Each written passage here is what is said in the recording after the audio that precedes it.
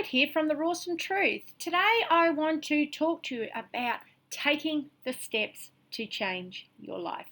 So many people want to change their lives, but people aren't prepared to do what is needed in order to get the results, to get the new life, to get whatever it is you desire. And this can be in any aspect of your life. I have changed my life probably more dramatically than a lot of people, and maybe not as dramatically as some.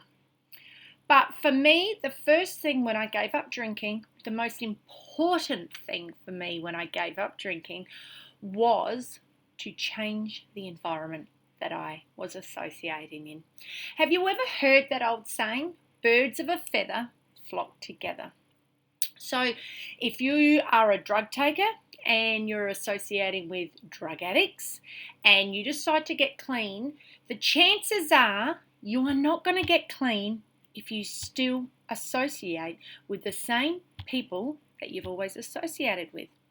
If you want to lose weight and you've got a group of friends who you go to Burger King with once a week, and you have a video night with another night, and you have blocks of chocolate and chips, and you have parties where you have an abundance of food and you hang out together, and that's what you do.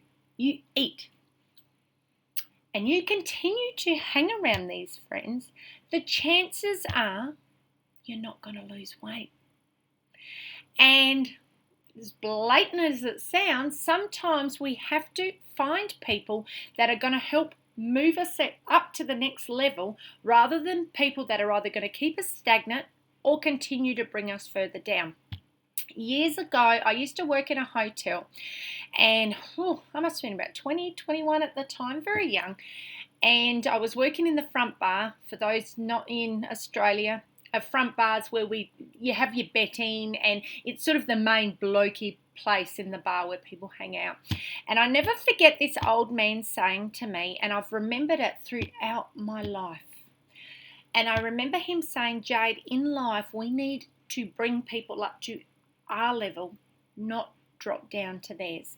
And if we're not at the level that we want to be at, then we've got to associate with people who are at that level or higher than we want to get to. Now, I'm not saying for 1 minute, if your friends are food addicts, for you to say, that's it, I'm not friends with you anymore. What I'm saying is, of course you can keep friends, but you need to be what I call the shepherd. As long as you are the constant sheep and you're part of the herd, you're never going to change. So you have to lead by example, but you also need to find friends who are going to lift you higher. So for me, when I changed my life, I actually cut a lot of people out in my life. And it didn't mean that I didn't like them as people. It just meant that I knew that as long as I constantly hung around them, I was never going to remain sober. And sobriety was what I was aiming for. So I needed to find new friends. Did I find new friends at first? No way, no. I was lonely. Very, very lonely. It's a lonely, lonely, lonely, lonely time when you first become sober, because especially if you were like me, I'm a very gregarious person, especially when I drank. I was very gregarious. I was always the life of the party. I had lots of people around me. We went to lots of social events. We drank in hotels. We knew people. You know, I always think of Cheers, where everybody knows your name. You feel important in that environment, and all of a sudden you're out of that environment, and I was like, wow, what am I? I'm a washed up addict with no friends. So it was that kind of thing. So I needed to find new friends, and it didn't happen overnight, but it did happen. I started to get involved in social clubs. I created my own club, just like I have now as a raw vegan. I created my own group. That's what I do. I call myself a creator of communities because that's what I enjoy doing. I like building communities. I like building communities for myself and for other people because I know how difficult it is when you are striving to change your life. So you might be listening to this saying, wow, I can start my own community. Back to the shepherd. That's why we need to be a shepherd. And I pride myself on being a shepherd because I want to lead people to live better lives. And I know if I constantly continue to be a sheep, then I'm going to be a junk food eater, possibly still a drinker, maybe a smoker still. Who knows? Maybe a shopping addict, all the different things that I have had problems with within my life. And I will still have the other things that were wrong with me, my anxiety, my depression, my insomnia, all sorts of things that were not helping me in living a productive life. So the first thing you need to do, what I'm trying to say is you need to change your environment. And you need to have a think about the environment that you're in and what is detrimental to your own personal well-being in order for you to be successful. So look at what your goal is. And look, everyone's got different goals. I'm not even talking about this on a health perspective, weight loss perspective, any perspective. I'm talking about you want to change your life. It could be anything. And have a look at what you want to do to change your life and what environment that you're in that is stopping you from reaching your full potential. So I have people contact me and say, you know what, Jade, I would love to be traveling the world like you. Why wouldn't you be? And they say, what can I do? Save money. But besides that, what is stopping you from saving money? Have a look. What's hindering you in your environment to stop you from saving money? And it could be that you go out with friends a lot. And I'm not telling anyone to cut friends out of your life because that's not fair. We need people more than anything.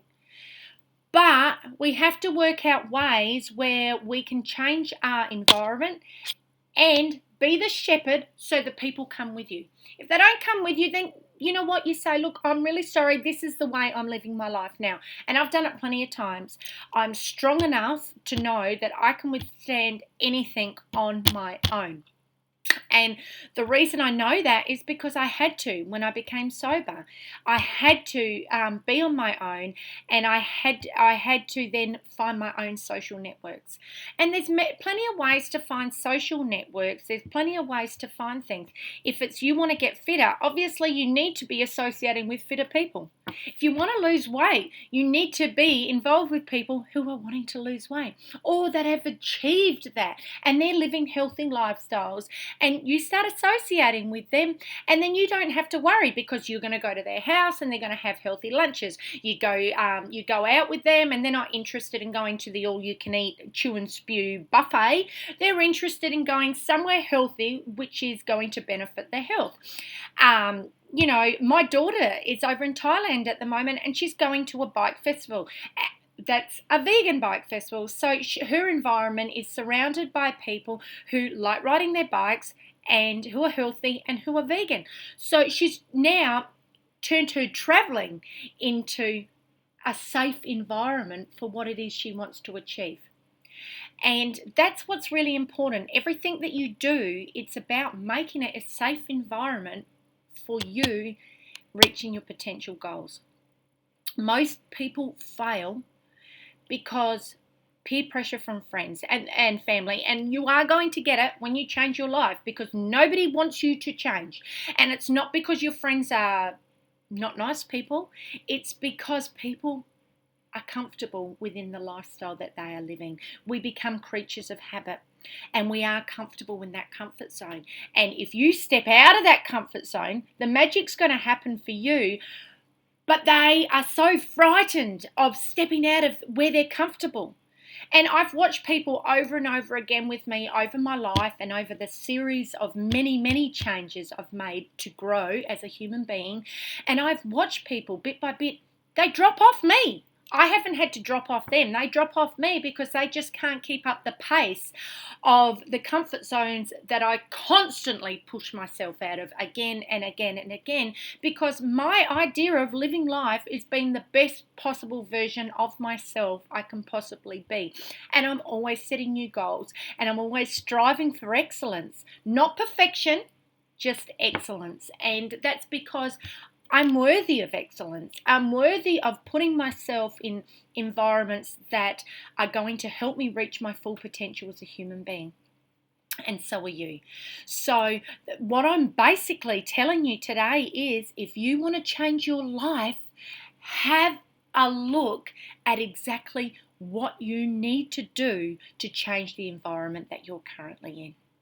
Whether it's friends, whether it's your workplace that is detrimental. Now, I'm not saying go and quit your job, but maybe you might need to look at getting another job. If it's family that are holding you back. Now, our family's stuck with us for life, but we can put things at arm's length for some time. Not always. I could never do that to my family. I love my family.